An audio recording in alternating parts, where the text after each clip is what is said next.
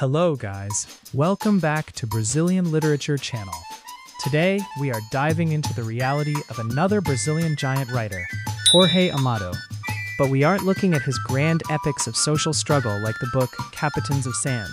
Instead, we're looking at a late masterpiece from 1994 named The Discovery of America by the Turks. The title itself is a joke.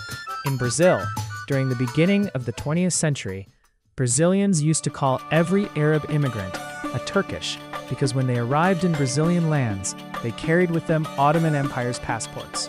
But the real discovery in this book isn't the land. It's the collision between the rigid, ancient world and the wild, colorful, and sensual freedom of Brazil. At the heart of this clash is one of Amado's most tragic yet hilarious characters, Jamil Bichara. Before we meet Jamil, we must understand the man who invented this version of Bahia. Jorge Amado was born in 1912 on a cacao farm in Itabuna, Bahia. He grew up witnessing the violent cacao wars, which heavily influenced his early, more political work. But Amado was a man of many phases. He was a militant communist, an exile, and eventually a federal congressman who wrote the law ensuring religious freedom in Brazil. However, in the 1950s, his writing was transformed. He moved away from pure social realism and began writing comedies of manners, vibrant, spicy, and deeply ironical stories about the common Brazilian people. He became the most translated Brazilian author in history because he understood a universal truth, that the soul of a nation is found in its bars, its fairs, markets, and its bedrooms. The Discovery of America by the Turks is a perfect example of this late, naughty Amado, where he uses humor to dismantle the most rigid social structures. Now, let's meet Jamil. He is a survivor. He fled the war and poverty to build a life in Bahia. Jamil is stubborn. He believes that everything in life, honor, family, and future, can be managed like his dry goods store. If you follow the rules, you get the profit.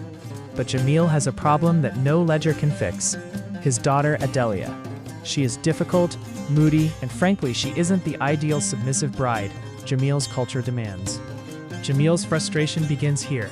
He is not a villain. He's a father who truly believes that marrying her off according to the old world rules is the only way to save her. He is a man out of time, clutching a manual for a world that no longer exists.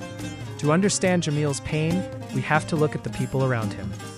First, there's Raduan, the chosen fiancé. Jamil is trying to sell Adelia's virtues to him, like a merchant trying to move damaged goods. Raduan is hesitant, more interested in the dowry and the local festivities than in the marriage itself. Then there's Ibrahim, Jamil's friend and rival in gammon game. In the Arab community of Ilhéus, everyone is watching. Jamil's frustration is public. Every time Ibrahim asks about the wedding over a game of backgammon, the pressure on Jamil increases. He feels the eyes of his peers judging his failed patriarchal authority.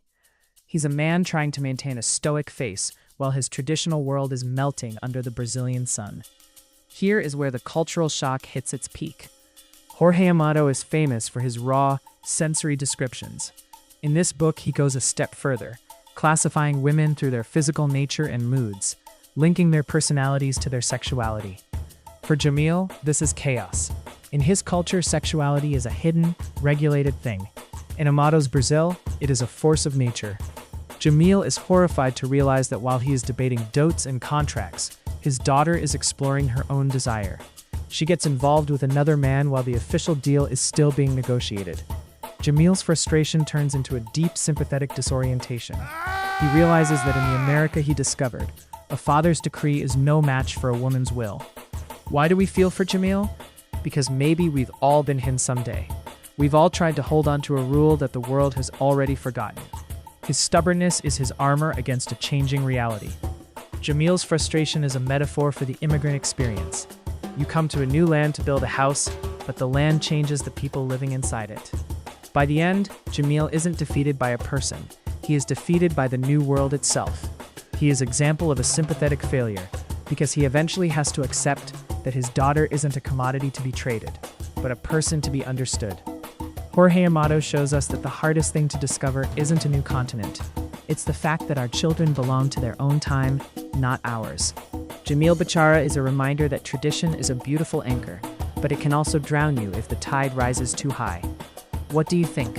Is Jamil a victim of his culture, or just a stubborn man who needed a reality check? Let me know in the comments.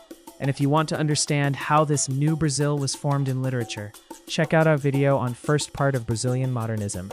Don't forget to subscribe, hit the like button, and we'll see you in the next video of Brazilian Literature channel.